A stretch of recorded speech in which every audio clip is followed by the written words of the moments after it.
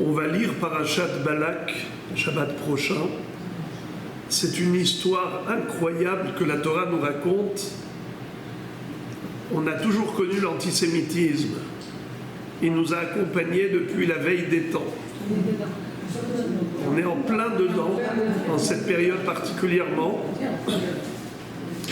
Mais figurez-vous, on nous dit dans la Haggadah de Pessah qu'au moment où Yaakov Avinu était en train de construire la maison d'Israël, il était en train de donner naissance aux 12 tribus.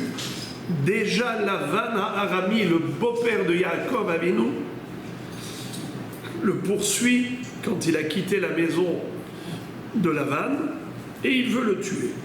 Et il veut exterminer toute la progéniture de Yaakov Avinu. Akadosh Baruch Hu lui est apparu dans le rêve et il va dire à Lavan, gare à toi si tu oses toucher à Yaakov. Et c'est comme ça qu'on a été sauvés. Et il est dit dans la Haggadah de Pessah, Tse ulmad ma bikesh Lavan ha'arami la'asot le Yaakov Avinu sheparo lo gazar ela ala zecharim ve'Lavan bikesh la'akor et akor. Va voir qu'est-ce qu'a voulu faire Lavan à Arami, à Yaakov Avinu. Paro n'a voulu porter atteinte qu'au garçon, alors que lui, Lavan, sans distinction, il voulait exterminer tout le monde. Alors ça, c'était encore lorsque le peuple juif était à l'état embryonnaire. Une petite douzaine d'enfants. Après ça, on est en Mitzrayim. On n'a même pas encore reçu la Torah. On est béné Israël. Les enfants d'Abraham, Yitzhak et Yaakov. Waouh! Paro. Vayakom melech hadash al Mitzrayim asher lo yada et Yosef.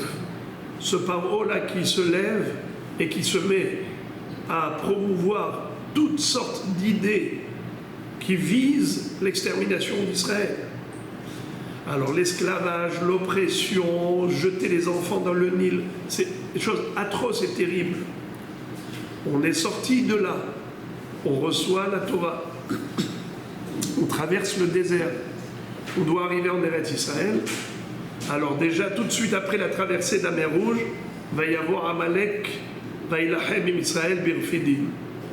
Il vient pour lutter contre Israël, mais Israël a remporté une victoire écrasante sur Amalek, bien qu'il n'a pas complètement exterminé, mais Vaya Halosh, il a affaibli. Ensuite arrive Balak. Balak dit, c'est bizarre, ce peuple, il est étrange, c'est phénoménal. C'est quoi ces histoires-là? Il traverse la mer Rouge à pied sec. Les Égyptiens qui le poursuivent sont tous noyés. L'Égypte est en ruine par les 10 plaies. Dam, Tzfardea, Kinim, Arov, Dever, Shechin, Baradar, Berocher, Makat, Bechorot. Même les géants, comme on a vu dans la dernière paracha, juste avant Balak, paracha Troukat, Og Melech HaBashan, Sihon Melech HaEmori, les plus grands géants. C'est comme ça que Balak va dire, ceux sur lesquels on s'appuyait, qu'on croyait invincibles, et voilà qu'ils ont été pulvérisés par Israël. C'est un peuple qui n'est pas régi par les lois de la nature. Alors il faut absolument qu'on comprenne quel est le secret de la force d'Israël, et c'est là qu'on va pouvoir adopter la stratégie qui correspond. Et là, il va se renseigner auprès des Midianim, parce qu'il a dit, leur guide, le dirigeant spirituel d'Israël, c'est Moshe Rabbeinu. Il a grandi où? À Midian. Alors c'est quoi le secret de sa force? Demande Balak aux gens de Midian. Ils répondent, En koho ela bapé. La force de Moshe, elle est au niveau verbal. Il prie Hachem, Dieu exauce ses prières. Alors Balak dit, bien si c'est comme ça, c'est exactement ce qu'on va adopter comme stratégie. On ne va pas aller avec des armes, avec un arsenal. Tout ça, c'est voué à l'échec d'emblée. qu'est-ce qu'il faut? Eh bien, trouver un homme qui a également le pouvoir verbal. Et il en a trouvé un. Il se nommait Bilam. Bilam Aracha. Bilam Aracha était célèbre et connu universellement pour le pouvoir maléfique qu'il avait dans sa bouche. Il était capable de maudire et sa malédiction atteignait l'objectif. Il visait juste le moment durant lequel Akadosh Baruch Hu est en colère. Yodeya da'at elyon. La Gemara dit que Akadosh Baruch Hu est en colère tous les jours. El zorem bechol yom. Et la Gemara demande Vekama zarmo, combien de temps dure la colère divine? Rega, une seconde. Comme il est dit dans le Pasuk, Ki rega be'apo. Rega be'apo. Af, ça veut dire la colère. Elle dure rega. Et la Gemara dit, combien de temps dure rega? J'ai dit une seconde. C'est en fait même un peu moins d'une seconde. C'est une fraction de seconde. C'est le temps de dire rega. Le temps de dire rega. Dans rega, il y a combien de lettres? 3 lettres. Resh, Gimel, Aïn, rega. Hein, c'est un mot que vous connaissez en Israël. Rega. Eh bien, figurez-vous, nous dit la Gemara, que Bilham connaissait le moment précis durant lequel Akadosh se met en colère pour pouvoir adresser la malédiction à qui il souhaitait. Ça veut dire que cette colère divine, il l'orientait vers cette personne ou vers ce peuple. C'était ça sa force. Yodea da'at elyon.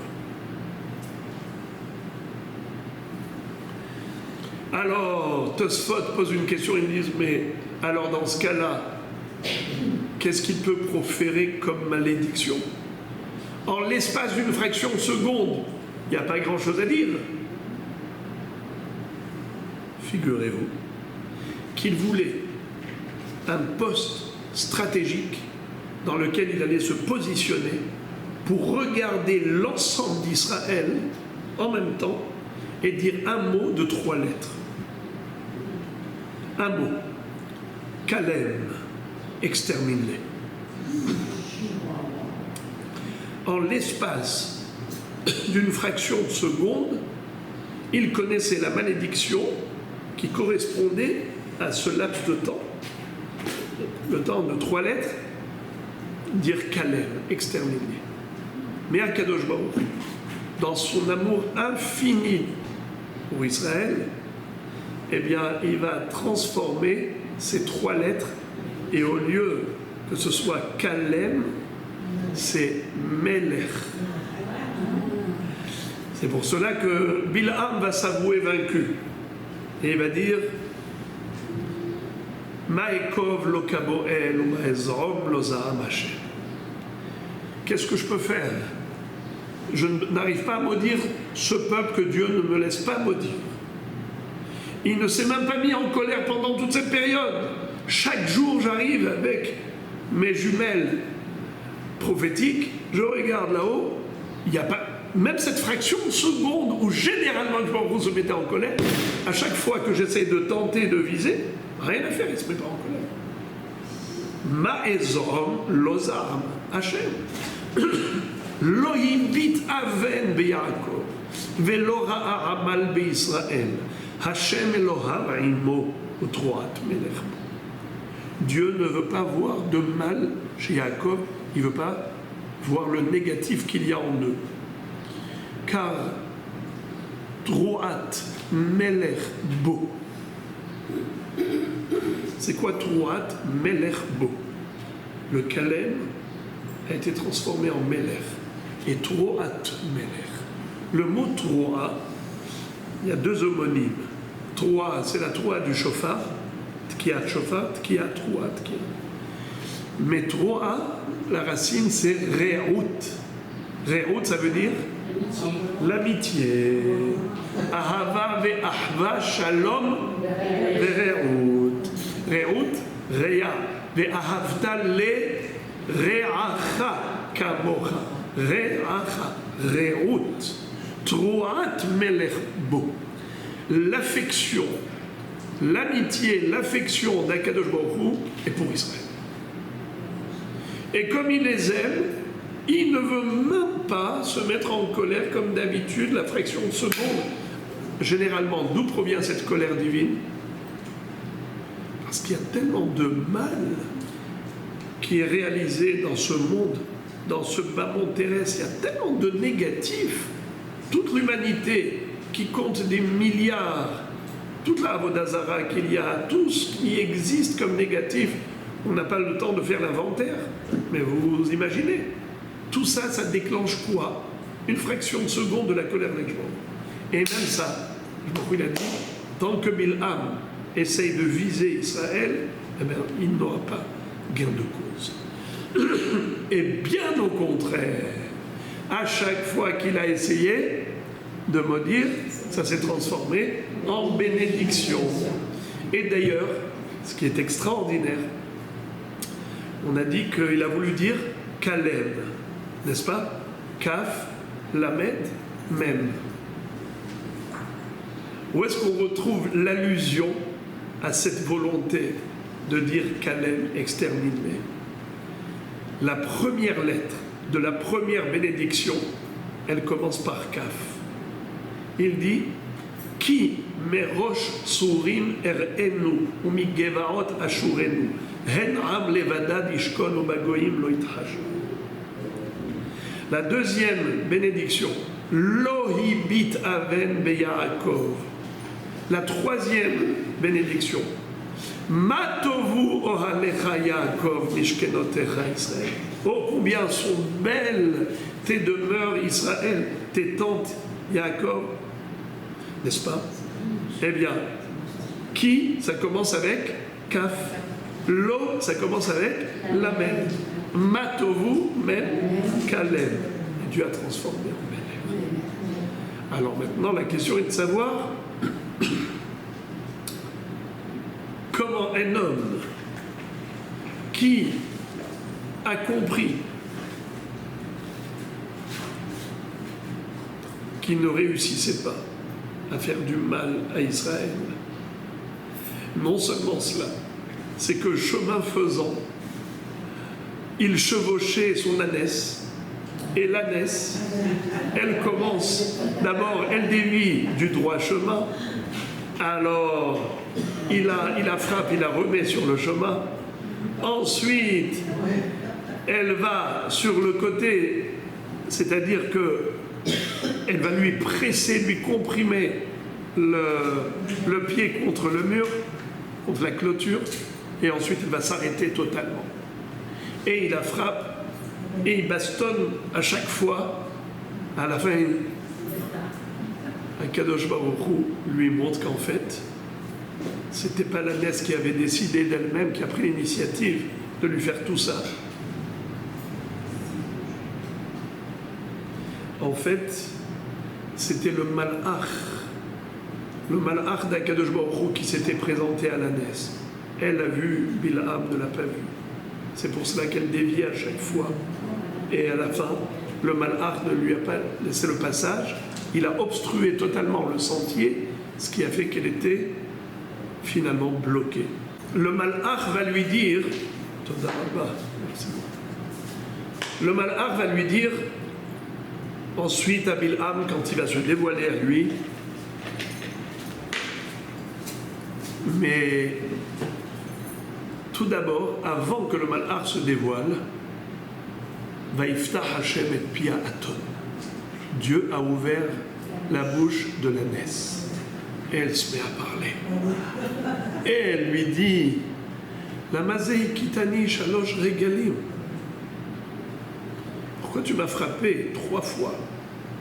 Asken iskanti la asot lecha ko. Alors lui, il lui dit, si j'avais une épée, je t'aurais tué. Lou yesh heref biadi ki ata haraktir. Parce que tu m'as fait ça, c'est sacré coup déjà 3 fois. D'abord tu dévis, et après tu m'as pressé le pied contre le mur, et maintenant tu t'arrêtes complètement. Je t'aurais tué. entre parenthèses, d'Israchamim, quelle ironie. Lui, il parle de maudire le peuple d'Israël avec sa parole, et d'autre part, il n'est même pas capable de se débrouiller avec son ânesse. Pour l'ânesse, il a besoin d'une épée. Et c'est là que le malach se révèle et lui dit, mais pourquoi tu as frappé ton ânesse? C'est moi qui lui ai empêché le passage. C'est moi qui ai perturbé son parcours. Et lui dit, pardon, je ne savais pas. Je ne savais pas que c'est toi qui étais là. C'est comme l'autre. Quand il dit, le policier l'arrête, il lui dit, pourquoi tu as brûlé le feu rouge? Je ne savais pas que vous étiez là. Alors, en fait, il lui dit, maintenant, si tu veux, je m'en vais, je rentre chez moi. Il dit, non, non, maintenant tu vas y aller, mais tu ne diras que ce que je te mettrai dans la bouche. Et quand il va, pour me dire, en fait, il va bénir. Mais ce qui est extraordinaire, c'est que cet homme-là, donc, qui connaissait tout, était capable de connaître le moment de la rigueur divine, qui entend une ânesse lui parler. C'est du jamais vu, jamais entendu, qui voit carrément le malach.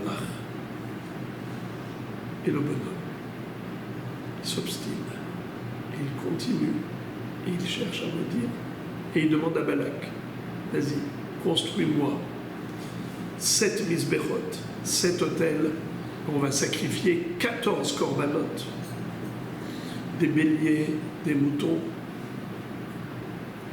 En tout, il va sacrifier 42 sacrifices, 3 fois 14. Mais pourquoi? Pour essayer d'attirer la faveur divine vers lui contre Israël, au détriment d'Israël. Qu'est-ce qu'on apprend de là?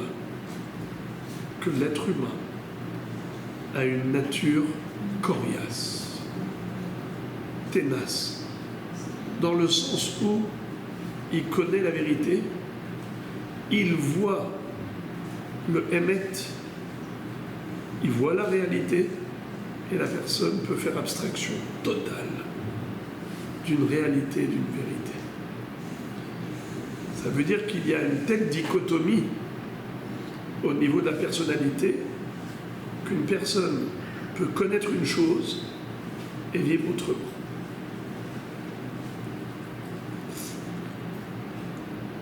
Quand on voit aujourd'hui comment on est capable de brouiller les esprits en essayant de développer l'antisémitisme, en accusant Israël de tout le mal, d'être une armée génocidaire et ainsi de suite.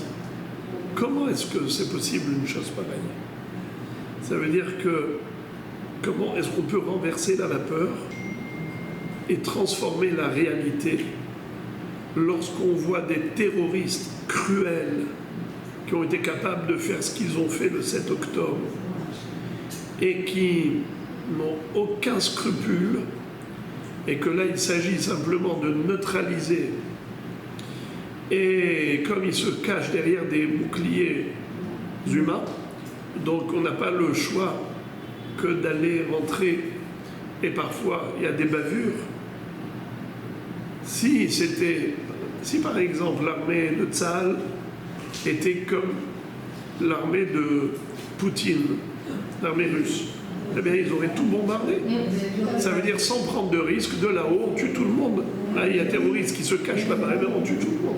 C'est pas le cas.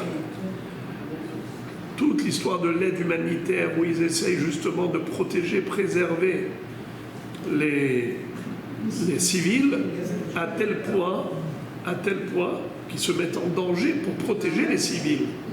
Et il y a malheureusement des soldats israéliens qui tombent parce qu'ils ont pris des risques pour protéger les civils. Et qu'est-ce qu'on dit? Une armée génocidaire. Alors comment est-ce qu'on peut transformer la réalité? C'est malheureusement la nature humaine. Lorsqu'une personne est attirée par quelque chose, elle est aveugle. C'est la cécité, l'aveuglement qui arrive à une personne qui a un intérêt, qui a un objectif.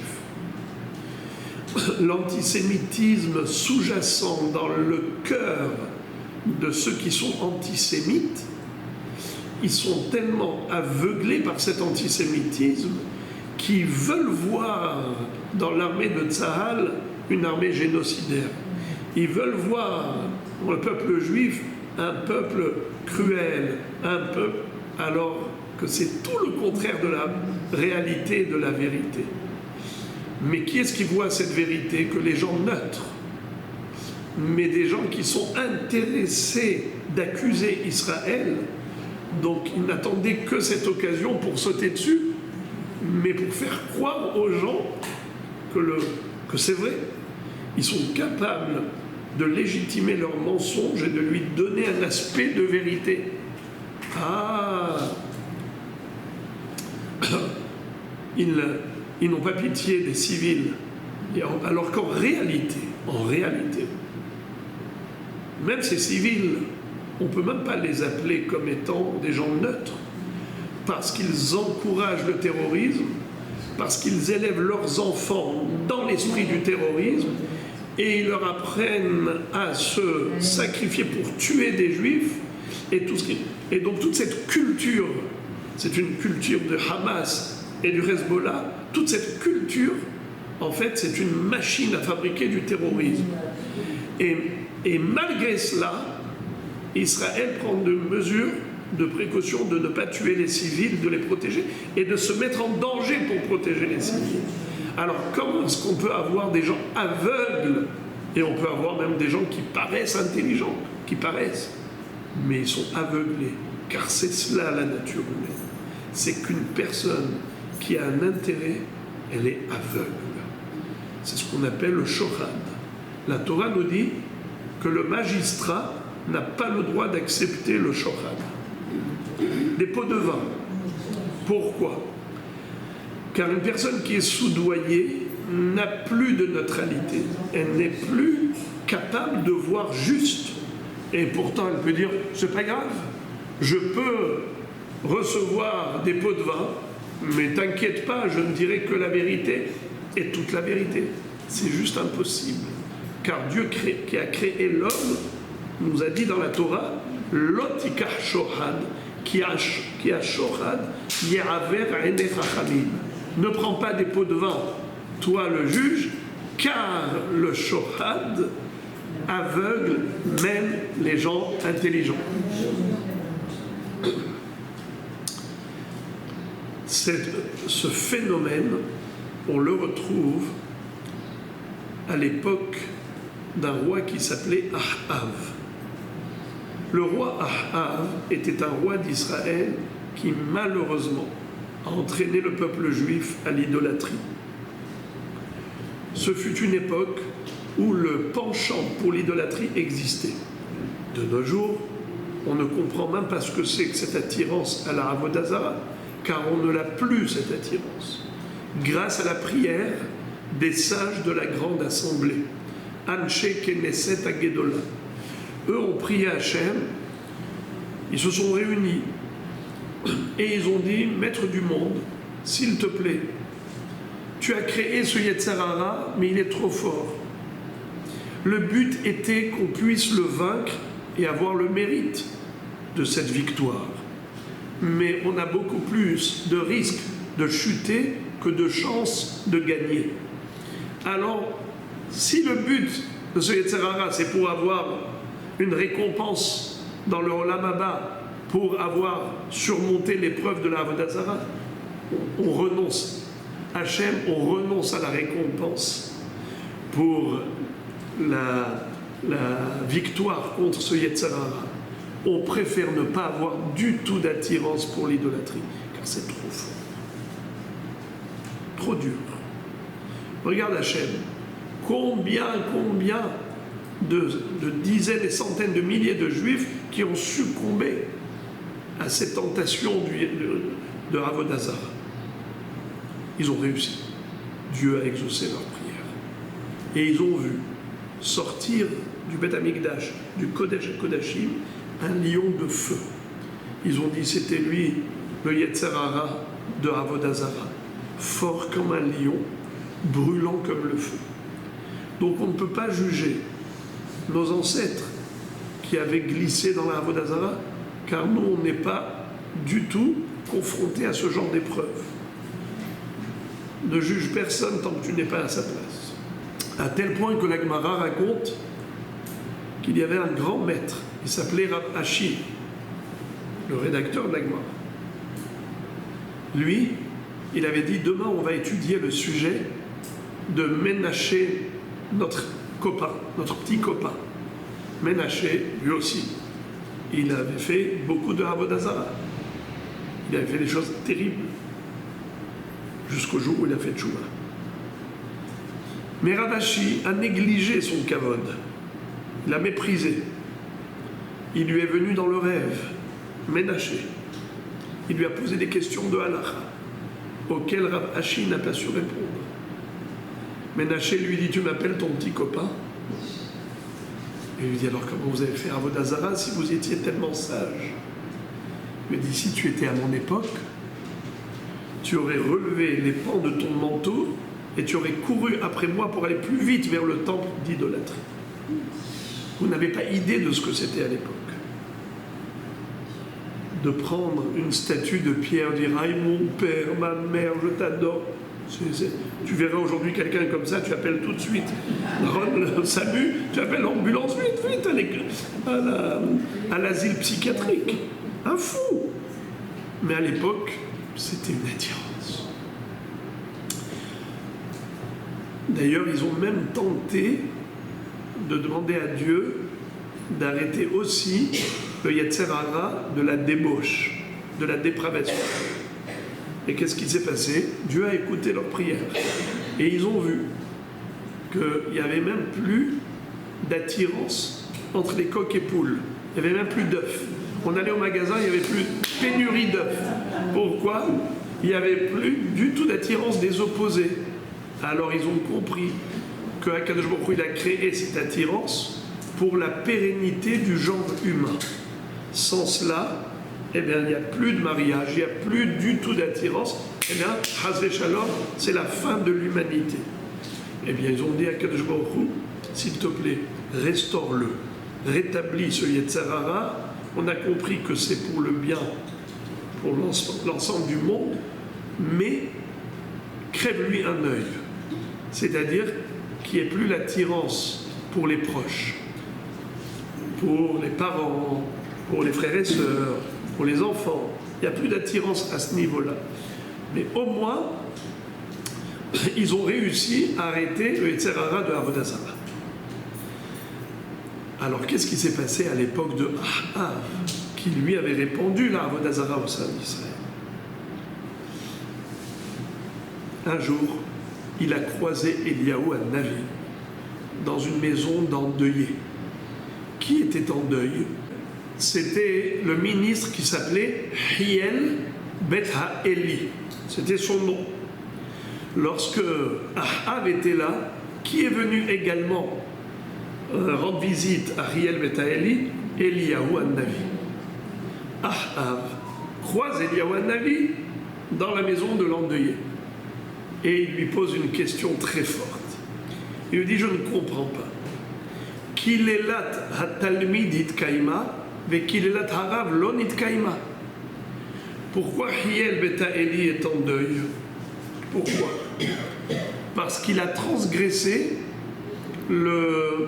l'anathème qu'avait jeté Yehoshua bin Nun sur la ville de Jéricho, Yéricho. Lorsque Yehoshua bin Nun a détruit la ville de Yéricho, vous vous rappelez, avec les shofarot et avec les akafot, et les murailles sont tombées, il a dit que celui qui va construire cette ville, il a dit qu'il ne faut surtout pas la reconstruire.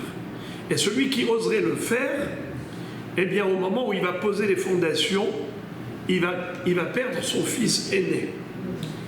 Et s'il continue, il va perdre tous ses enfants jusqu'à ce qu'au moment où il va installer les portails de la ville, il va perdre son dernier. Hiel Beta Eli a osé le faire. Il a reconstruit Jéricho. Il a perdu son Bechor qui s'appelait Aviram.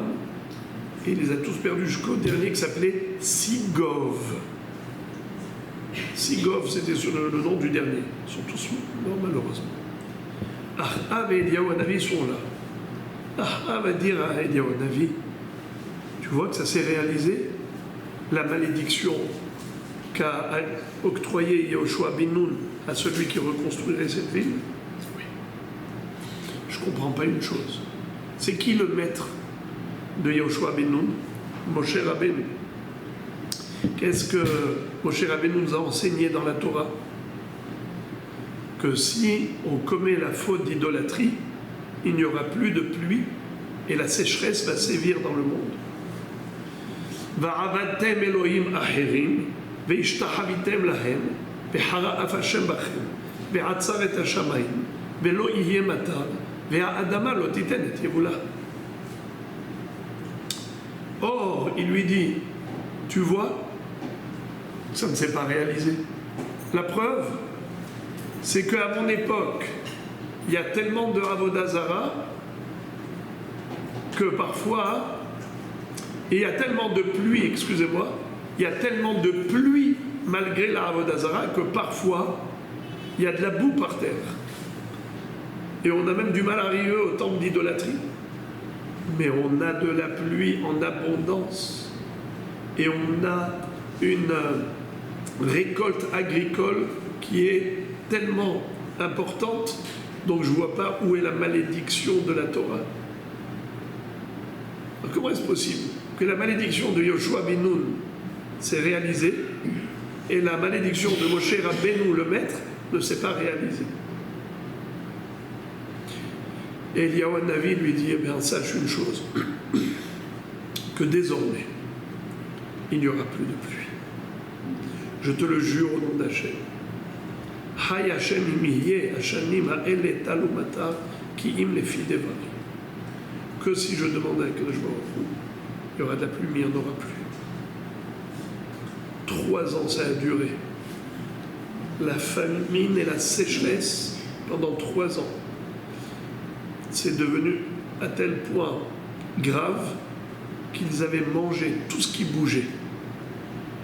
Il n'y avait même plus de chevaux. Même les chevaux les ont mangés, et c'est plus que 5 chevaux en Israël. Danger de mort, ils pouvaient tout manger.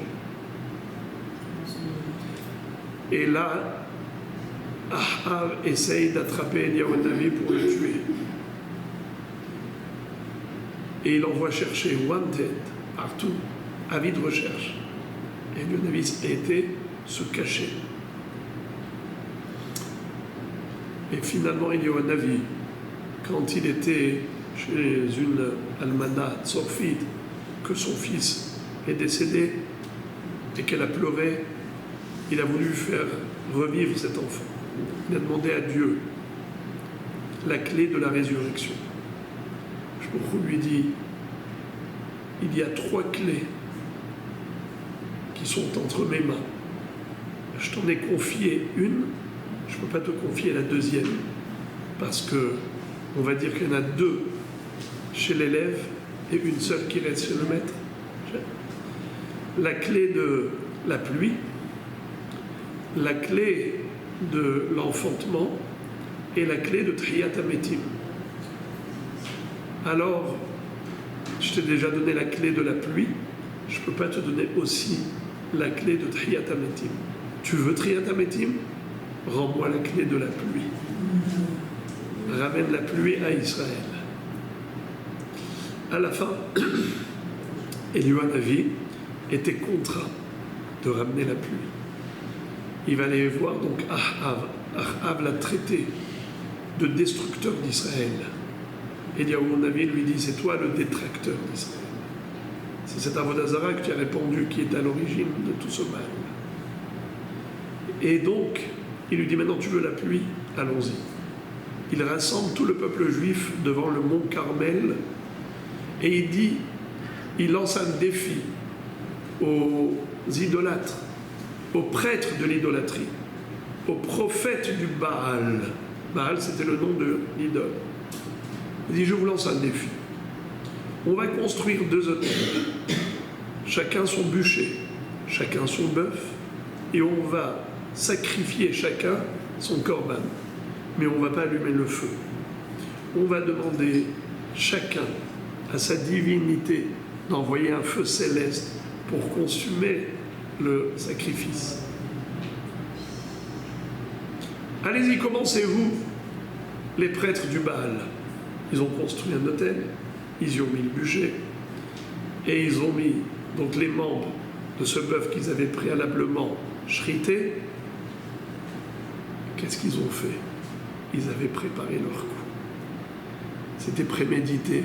Ils ont programmé avec toujours la même personne, Hiel Beta Eli, ce rachat. Ils lui ont dit, toi tu vas te mettre en dessous, puisque l'autel c'était avec un espace en dessous, tu vas te tenir avec une torche.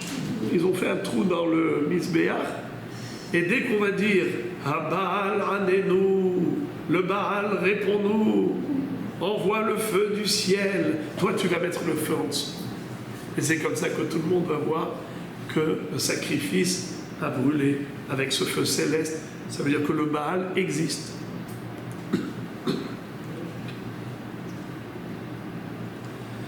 Eh bien, cette fois-ci, ça n'a pas marché. Kadosh Baruch Hu a envoyé un serpent qui a piqué et qui a tué mortellement, qui a mordu mortellement Hiel Beta Eli. Cette fois-ci, il est mort. Et donc, ils avaient beau appeler Abalanenu, Abalanu, En Kol Ven Oni, aucune réponse. Et David se moque d'eux. On dit peut-être qu'il s'est endormi, peut-être qu'il fait la sieste, le bal, peut-être qu'il a été aux toilettes, appelez plus fort. Et eux, ils se mettent à se mortifier, à se faire saigner de toutes sortes de coutumes d'idolâtrie. À la fin, c'est l'heure de Minha. Et David invite tout le peuple. Il leur dit maintenant, venez de ce côté.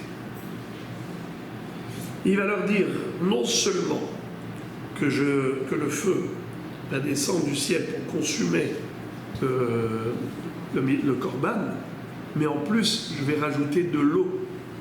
On va mettre des seaux d'eau, parce que le feu terrestre ne peut pas saisir l'eau. Quelque chose de mouillé.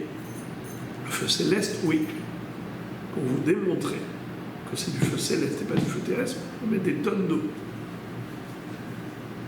Et quand il a dit à Kadosh Baruch Hu, Aneni Hashem Aneni, et immédiatement le feu du ciel a consumé le Misbéach, tout le Ham Israël s'est exclamé en disant Hashem Hu Ha-Elohim, Hashem Hu Ha-Elohim.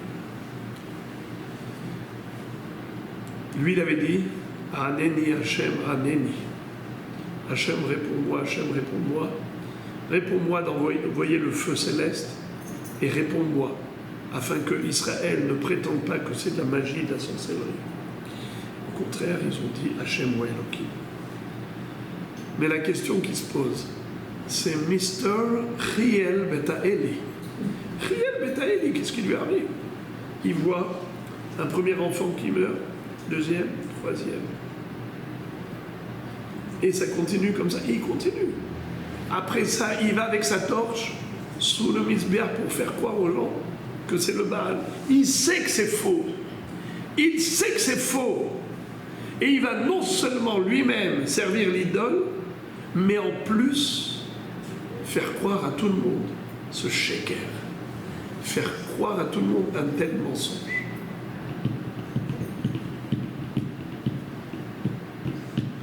C'est dire à quel point le caractère humain est difficile à contrôler et que quelqu'un qui a en effet sa tendance, quelqu'un qui a une attirance instinctive, eh bien il a beaucoup de mal à canaliser son énergie et à s'orienter vers le droit chemin. Et en fait, c'est pas au niveau intellectuel qu'il y a un problème, c'est au niveau sentimental. C'est-à-dire que la passion est plus forte que la raison. On dit que La passion. Que le cœur a ses raisons. Exactement. La passion a ses raisons que la raison n'a pas.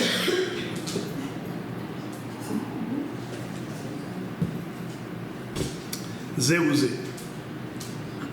Il y a des gens qui ont été capables de montrer le contraire. Par idéologie, ils ont compris qu'il fallait sacrifier tout ce qui était intéressant pour le Hémet.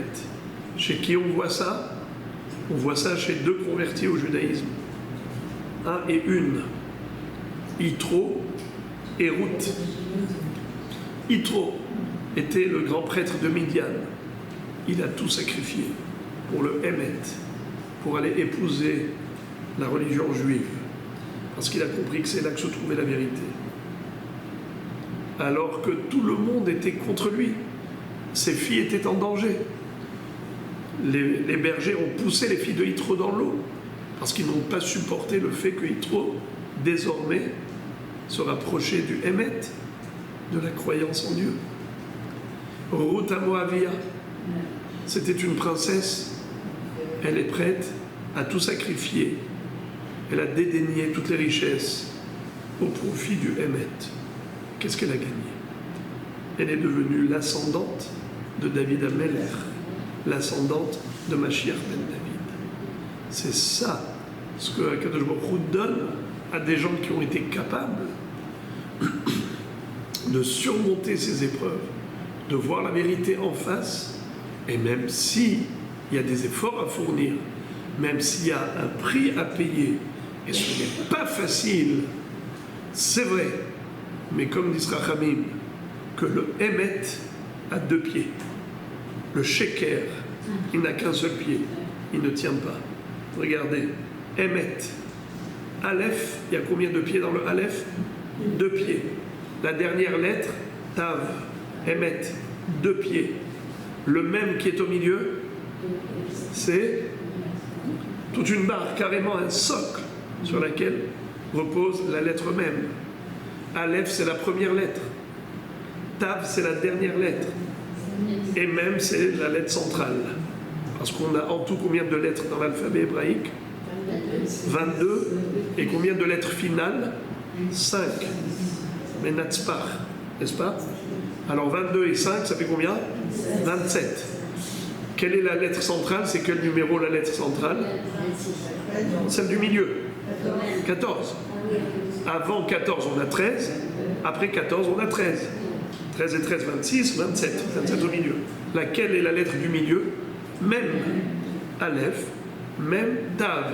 Le Hémet, il s'étend sur l'ensemble de la réalité, de l'existence. Alors que le Sheker n'a qu'un pied. Le Shin, le Kouf, le Resh. Et ce sont des lettres qui sont proches l'une de l'autre. Kouf, Resh, Shin, Sheker. C'est-à-dire que, comment le Sheker, il est fréquent. Shin, Kouf, Resh. Sheker, Sheker, Sheker. Alors que le Hémet, Aleph, plus tard Mem, plus tard Tav, le Hémet est rare. Mais le Hémet, c'est le seul qui est éternel. C'est le seul qui tiendra. Lorsque Akadosh Baruch Hu va se dévoiler et qui va révéler le Hémet de la Torah, auquel Am Israël s'est accroché, s'est attaché pour ce Hémet, Israël a été capable de tout donner pour ce Hémet. Combien de sacrifices? Dans toutes les générations, Am Israël s'est sacrifié pour Torah Hémet. Eh bien, lorsque Akadosh Baruch Hu va révéler à l'humanité quel est le vrai Hémet, où est le Hémet, eh bien, à ce moment-là, l'ensemble de l'humanité va dire il y avait un peuple de vérité. Israël, Shir El. Shir El, c'était la gloire de Dieu dans le monde. Parce que tous ces efforts qu'Israël réalise que pour accomplir la volonté d'Akadosh Baruch Hu, c'est le seul Hémet qui tiendra pour l'éternité. Alors, Kol HaKavod, Baruch Hashem, vous êtes dans cette belle démarche, continuez comme ça.